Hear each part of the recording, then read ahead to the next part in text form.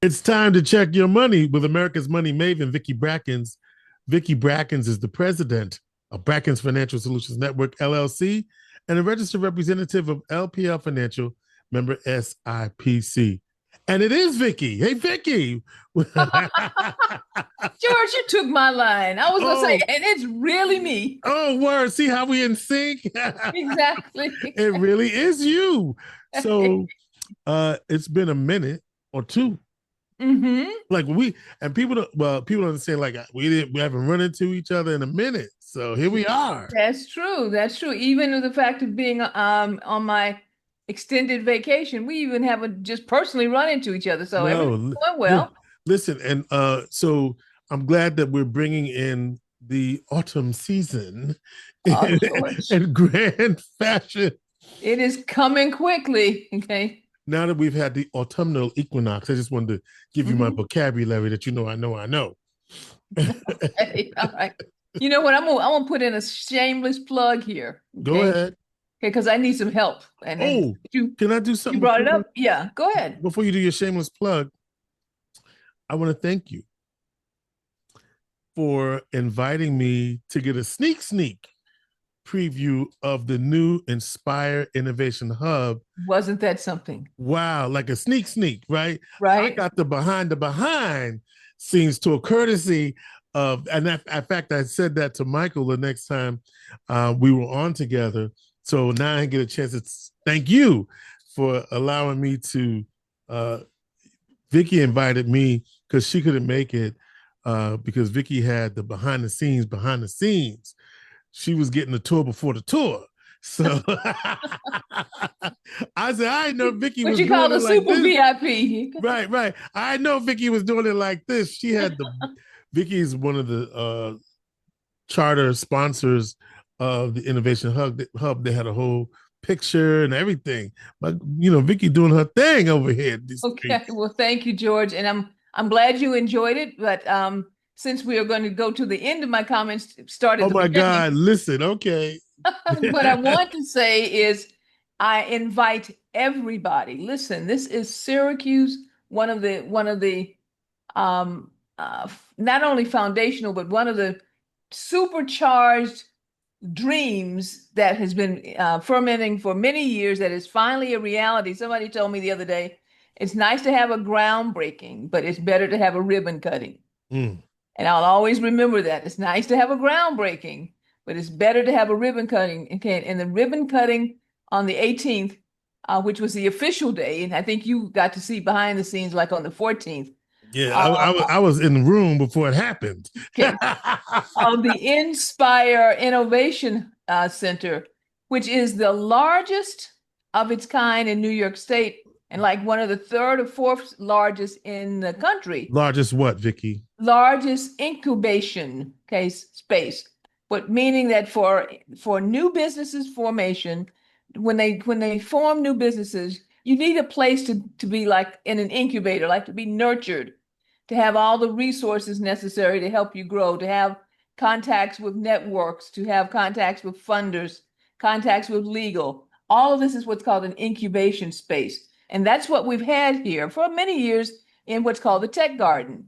But fortunately, over the last, I'd say, because I've been chair of the investment committee now about 6 years, for the last 6 years, Investment we've Committee really, of Center State of CEO. Center State, excuse me, of Center State CEO, we've been really looking at what was it going to take us to the next stage. Because the Center State I mean, the Tech Garden had been basically at capacity for a very, very long period of time. And with everything that happened with all of the grant programs that have come through, particularly with the grant programs around drones, Mm-hmm.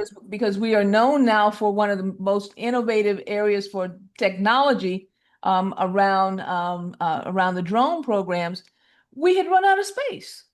Fortunately, the governor and many of the business leaders around the area, and in conjunction with all of the hard work that was done there at Center State CEO, we were able to come together and create now a second and possibly third floor. And so for the last, what has it been now? 18 months, you've seen this thing rising out of the ground Right. there at the corner of what is it? Harrison Warren and and Harrison. Harrison. Yeah. Warren and Harrison. And the ribbon cutting happened this week, and you should avail yourself of any opportunity that you have to go and enjoy some of the tours that are being scheduled at this point in time. You had a good time, huh, George? I had a great time. And did you get a souvenir glass? Not yet. No, I have your glass. Oh, you have my glass. Okay. Thank you. I have your glass. I've been carrying it around when I've been carrying it around with me. So I got your glass. Okay. Okay. But I was, we decided that we wanted to be one of the inaugural sponsors Yes. of the Inspiration Hub. And so did you see what we sponsored, George? Yes, I did, but tell us what you sponsored. Okay, we sponsored the telephone rooms, which Yes. sounds very strange, telephone rooms, but you need quiet spaces. But I said, this feels like Clark Kent. Okay, Right, right, right, Wonder right. Woman, okay, Wonder Woman's space. So we It's sponsored the telephone rooms there. this is a very interesting innovation because I do a lot of training with Cornell University, and in their new design space they have exactly that. And telephone rooms, what people don't know, these are quiet spaces within larger open spaces that you can still go and have your private Private conversation. Like conversations. basically, it's a high tech phone booth because we used to right? We used It to is. have phone booths where you could just go to the door and make your call, but now with everything, cell phones and Earpieces everything. and cell phones, Right, and the fact right, that right, we have co-working spaces so much. right, It's hard. You would never think about it, but it's hard to find a place where you can make a private call, and that's what the telephone rooms are. Okay. right, right, All right. right. So, George, thank you very much. Okay, I'll rewind my script now. Okay, and go back to what we wanted to cover this week, and that has to do with, as you know, we had a Fed rate cut, Yeah. the first one in over a year. It was a quarter of a point. Okay, or what we could say 0.25%. It reflects really the fact that finally the Federal Reserve, looking at all of the factors, which particularly the two things that they focus in on are inflation and job creation, or what's happening as far as emotion within the job market. After several quarters, it looks like we are seeing a permanent, or trying to trend toward a permanent slowdown in the job market, and we're getting softer and softer economic growth. And so in order to support this and inflation right now, even though inflation is still above where we think it should be, as far as that 2% mandate, the Federal Reserve decided that it would make sense to at least lower the temperature on interest rates by 0.25%. Mm. Is that good news or bad news? Not quite sure. I would call it so-so. We still need to find out more news, Mm-hmm. because they're still looking at the fact that with the tariffs and how, I mean, who was it the other day? Walmart saying that they're pushing through now 45% of the cost of tariffs coming through as far as goods and services are concerned. And you can see it in what's happening when you go to the grocery store and all other places, as far as the fact that those factors and those increased costs are starting to filter through to the consumer. But in instead of waiting any longer, because we were getting a slowing in the job market, the Federal Reserve decided that they would go ahead and lower interest rates by 0.25%. So what does that really do for you, George? That's my question to you. Okay. Mortgage rates. Mortgage rates will drop, but only modestly. Mm. And a lot of folks are going, like, why only modestly? Well, mortgage rates are tied to a longer time frame than the short-term borrowing rates, which is what Mm-hmm. the Fed rate really is a shorter term borrowing rate. Mortgage rates are tied to long-term bonds of length anywhere from 10, 15 to 20, 25, 30 years. So it will have a modest effect, but it has a really big psychological effect to hear that rates are going down. But one of the things you can look at is that you consider this to be probably good news for home purchasing activity, because home purchasing activity had come to almost a screeching halt across many of the, we talked about this before, across many of the larger cities and larger markets across the country. If rates remain here, though, they're still above the 2022 levels. You recall 2022 is really the breakout year for inflation, which started the increase that we have been experiencing around interest rates for a long period of time. But when you look at a shorter term type debt, which would an auto loan would be, the borrowing costs for cars, especially through credit unions, are probably going to ease slightly. So if you're looking at purchasing a car and you've been really trying to price that out, I'd go back to my credit union, go back to your car dealership, and really look to see if rates are better, because you might be able to get a better financing position at this point in time, especially on new purchases. Or even looking at, did you know you could refinance your auto debt, George? I did know that.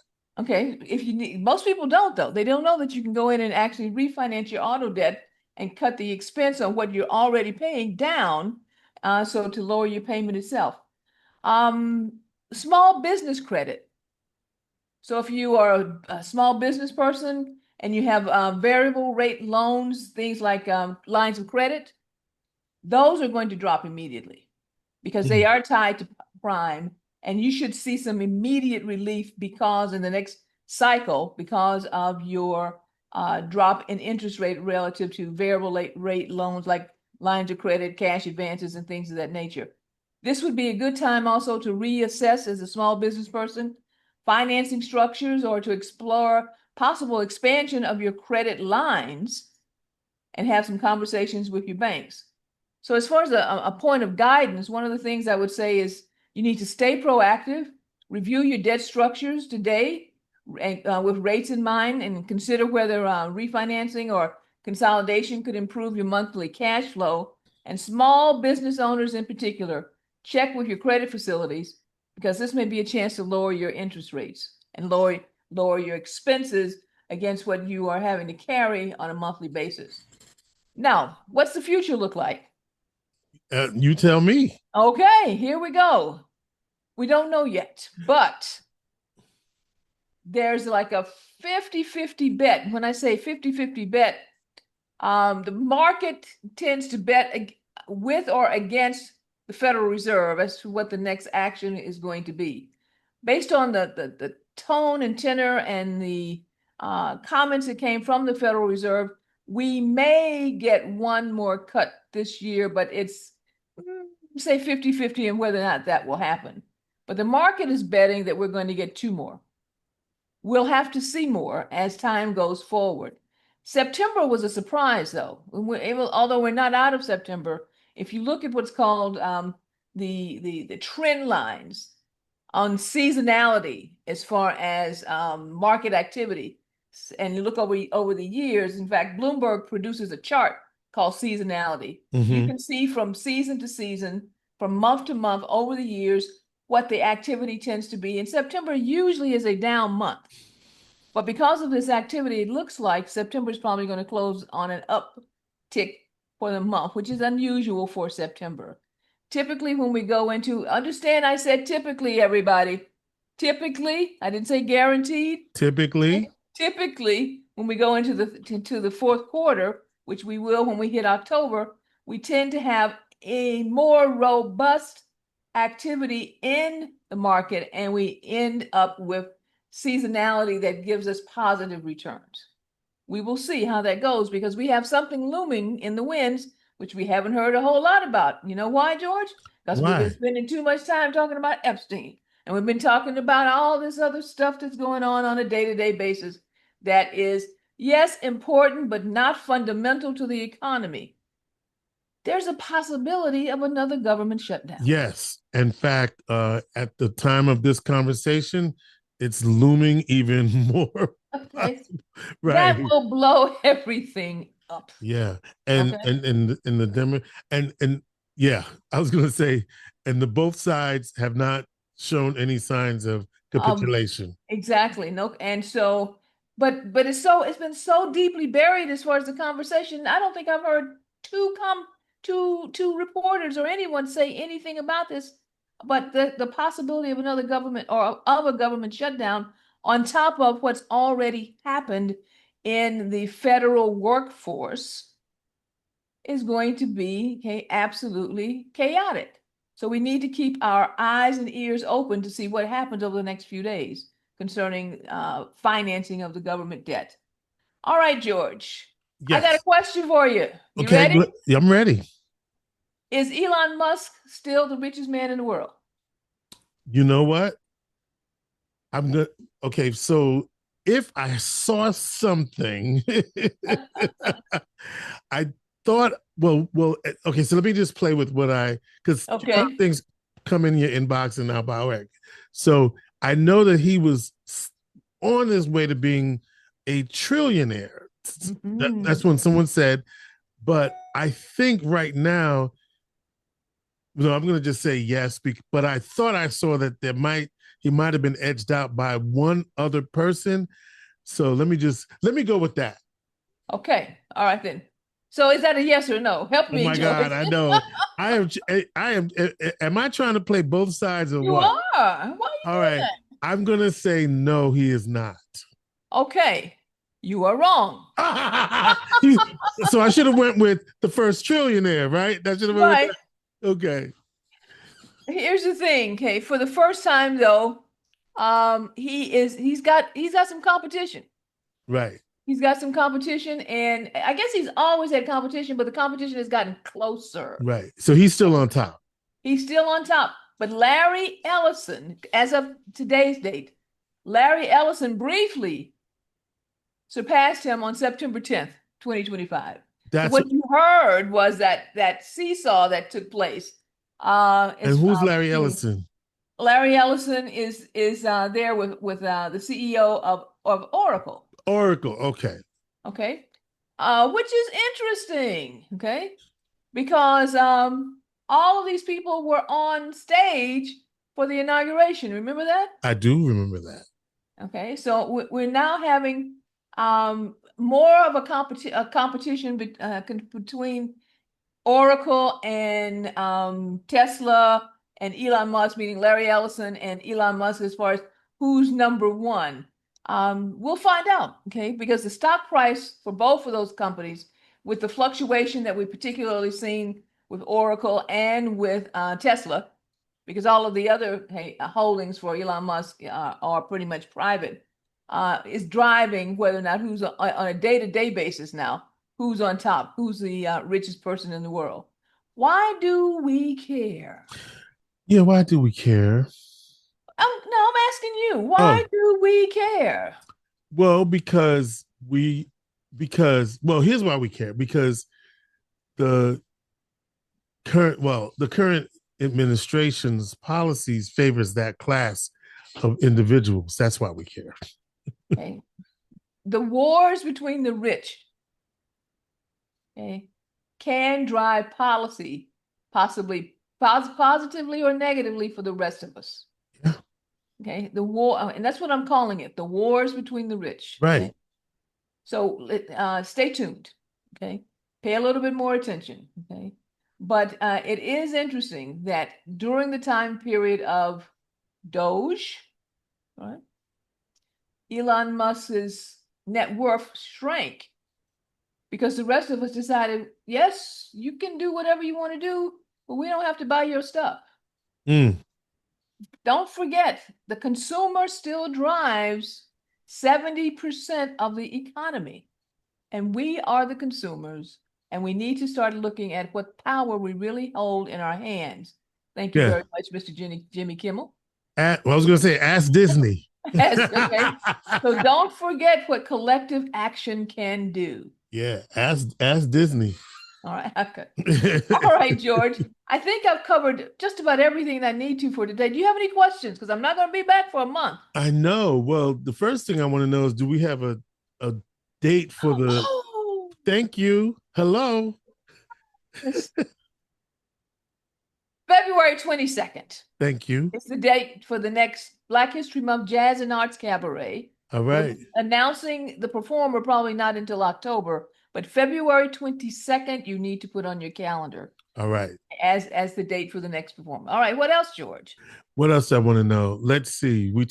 Well, I don't know if you are prepared to talk about this, but the power of our purse and the impact of Disney's decision and how that happened, what happened with that over the week, and whether there's going to be a recovery because many people had canceled the Disney affiliated products like Hulu, Disney Plus, some people even ESPN and other parts of that portfolio, and as a reaction to the suspension of their late night talent, Jimmy Kimmel, who gave an impassioned uh, monologue on his return this past Tuesday, which we were not able to see here in Syracuse, Right. for example. And so, I guess the question is, what is the potential impact on our local marketplace for people who are concerned about that decision? There's a lot there. I mean, Yeah, okay. I'm trying to pull out. Well, first of all, as we just discussed, Elon Musk's net worth decreased because his holdings in Tesla were severely impacted by the dissatisfaction of consumers right, with his actions. right. Disney felt very, very quickly how the population, I think it's what, 11 million people Watch watched Jimmy Kimmel on Kimmel YouTube. on YouTube when he came Right, back. and Okay. and then that's and counting. It's probably way over that by now. Okay. I mean, so the individual's ability to drive economic decisions when joined with other individuals. And Target. okay, Target, okay. Even the last election, even though Kamala Harris did not win, if you think about it, the individual contributions that came in and flooded the system were what drove her almost taking that race. So what we're looking at is the power of the individual. I think that's what we should discuss, George. Right, right. Okay, the power of individuals when they form collective action in order to drive policy or to drive economic activity. So yes, the consumer has already spoken, and action and change has taken place because of that. And we've seen it in two great cases there between Disney and with Tesla with Elon Musk. Now, my question is, will that flow over into the Disney properties? Yeah, it'd be very interesting. Okay, and if that starts to happen, that's gonna be real. That's gonna be really ugly. Bob Iger's got some decisions to make. Yes, he Well, does. and I will say, I did a quick check. At the time of our conversation, it is now over 13 million. 13 million. 13 million eyeballs that It's the most watched. went to YouTube versus into the tube. Okay. Okay. Okay. Those are 13 million people who would have made impressions for advertisers who weren't there because of the decision that was made by Disney and by So Sinclair and what's the other one? Nexstar. Nexstar. So Okay. locally, Sinclair owns Channel 3, Channel 5, and CW6, and Okay. Nexstar owns Channel 9 in Syracuse. So It's we have blackout on all sides. everywhere, right? Well, right, because I mean, but I was reading somewhere, Vicki, that so what's this mean for Disney is a question, right? In terms Mhm. of because my question is, because it was on YouTube and because it's Disney, did they make that money back because of all the views on YouTube? You know? I'm going to have to research that. I don't want to answer that. Okay. I'll research it and make sure that you have an answer, even if the friendly neighborhood advisor brings it to you. We Yeah, I won't, wonder about that because we won't hold it for a month.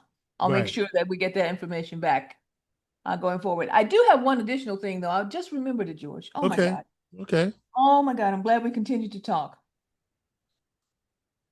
How many years have you and I had discussions about the train is moving, Oh my life God. Yeah, moving? yes.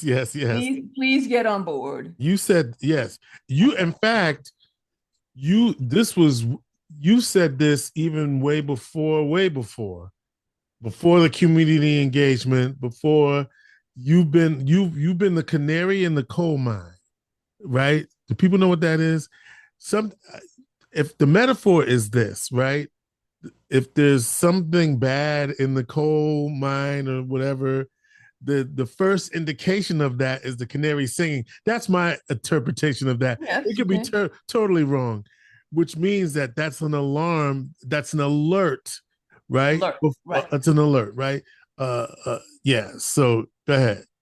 So I'll take the fact that I've been the canary in the coal mine because it has been at least 7 years that I had that first conversation around AI. Oh, AI. Okay. Okay. It's been at least that long, okay, that we started having the conversation about the fact that business environment was changing dramatically in Syracuse and that you needed to start paying attention to all the workforce development issues Yeah. that were taking place. Okay. Um, the on-ramp program, which is one of the most important technology enhancements and workforce development programs across the country, is centered here in Syracuse, New York, Right. being headed up by Dr. Carlene Lacey. Yeah. You remember her, George? How long No, have you known not, Dr. I don't have Lacey? to remember her. I know her. How long have you known her? Wow, she was one of the administrators down in Syracuse Community Health Center back in the day. Wasn't she like 20, chief operating officer or something like that? right, Chief Operating Officer. Then we headed up workforce development issues for National Grid and for not yeah National Grid. She's been part of this community for at least 20 years. She Yeah. is now the head of the on-ramp program. Don't tell me anymore, please. I don't want to hear it anymore. Oh, by the way, she's a Yeah. sister, just in case Well, y'all in were case you wondering. don't know, okay, all right. Okay. Okay. Dr. Hilton, Warren Hilton. Who is he, George? He's the president of Onondaga Community College. President of Onondaga Community College. And who's heading up all of the clean room technology build out for workforce development in this community? Onondaga Community College. Onondaga Community College. On ramp, Onondaga Community College, all headed up by Black men and women. I'm going to say Okay. just like this. I do not want to hear anymore that we cannot get involved. I do not want to hear anymore that there's no one there who looks like me. Yes, there are only two people, but there are more people involved. But what I'm saying is this, please, if you are not paying attention, I'm not telling you that the train is moving anymore. I'm telling you that the train is going to run over you in about 6 months. Okay. Oh, wait. And we're not coming back. Okay. You're standing in the middle of the road, not making a decision, and we are not coming back. You are Mm. going to get hit by this train. Mm. Because the minute those shovels start moving out there in clay and those fabs start rising. Oh, by the way, who's heading up the community engagement programs with Micron? You know who that is? That's El Java, isn't it? El Java. El Java Abdul Qadir. Okay. El Java Abdul Qadir. A brother. And Former director at the Southside Southside Innovation Center. Community. Okay, these are people who Well, have been excuse me. headed. Wait, we got to do it right. Okay, Dr. El Java thank you. You're Abdul correct. Qadir. Dr. Abdul Qadir, Yeah. who've been involved in our community for 5, 10, 15, 20 years, or involved in workforce development across the country for that period of time, who are breaking their necks trying to make sure that everything is in place, but you have got to participate in order for this to happen. The train is not moving. The train is already in full gear. If you're standing in the middle, you're getting ready to get plowed over. I think, Vicki, we probably should have next time we're in the because this I've been thinking about this with you, and it is, the train has been moving, and how do people get on board now? Go to OCC and enroll. Stand there up there and say, I need to enroll in whatever program it is that's going to get me ready to be part of the workforce development, or in workforce development for all of the either careers there in microtechnology or with Micron or in smart manufacturing, you got to get out of your house and go and enroll in some of these programs. But George, Yes. the way you ask that, that's the excuse. Mm. Wait, okay, that's the excuse. I don't know how. Yes, you do know how. You know how to do everything else. You know how. Okay. We can't live with these excuses anymore. I know life is hard. I have been here in Syracuse for 40 years. I know what happened to Syracuse. I've watched it happen. But this is the time where we can now step into the rebirth, but you've got to take action in order for that to happen. Everything is in place. Mm. I was thinking about who's running these programs, who's out here. Those are names that you know and trust for years, okay, and have trusted for years. By the way, who's running the largest philanthropic organization in the city of Syracuse? A Tell me. sister. You know what? But Melanie Littlejohn. You know how Stevie Wonder had that song, da da da da da. Who is it? Da da da da da. Exactly. A black woman. I need to do that A song. black man. Who is that? Melanie Littlejohn. Yes. Who's running the Gifford Foundation? Sheena Solomon, a black Tina woman. Solomon, a black woman. You mean we overcame? We done overcome, and nobody told me. Remember? Well, there are still things to overcome. Yeah. But what I'm saying is that the elements are in place. Right. The elements are in place. It is time, folks. Okay, absolutely time. All right. George, thank you for giving me this extra time. I almost forgot that I had that in in your crawl? I mean, your spirit, I guess. But spirit, okay. And I think I've said enough, maybe too much, but listen, we absolutely need to make sure that we are paying attention to the changes that are taking place in interest rates, that we're paying attention to all of the opportunities that are blossoming and all around you, everywhere you can turn, and that you get up to OCC. I'm going to plug OCC. You know why I'm plugging OCC, George, for a second reason? Why? Okay, this is breaking news for you. On the 23rd, Vicki Brackens was sworn in by the governor's office as a new trustee for OCC. Wait, where's my applause? Let me go back over here and find my little. Yeah, I didn't even tell button. you, George. I've been holding that for a couple months. You have been holding that. What? Yes. What, Vicki? That's amazing. Congratulations. And I am very honored. Okay, very, very honored to step into that role and looking forward to learning more and more. But that's not the only reason, because I have been working with OCC in the community at large for several years, because we could see what was changing. We could see what was changing, and opportunities were starting to blossom. And the best time to be part of something that's growing is when it's coming up out of the ground. No, that's right. And Vicki, I did find my applause for you. Did you? Thank you very much, George. Okay. All right. Okay. All right. Listen, if you have questions, feel free to give me a call at area code 315-930-4499. You can reach us at info@brackensfsn.com. And at this point in time, George, I will say our plate is full. Vicki Brackens is the president of Brackens Financial Solutions Network, LLC, and a registered representative of LPL Financial, member SIPC. She is America's money maven.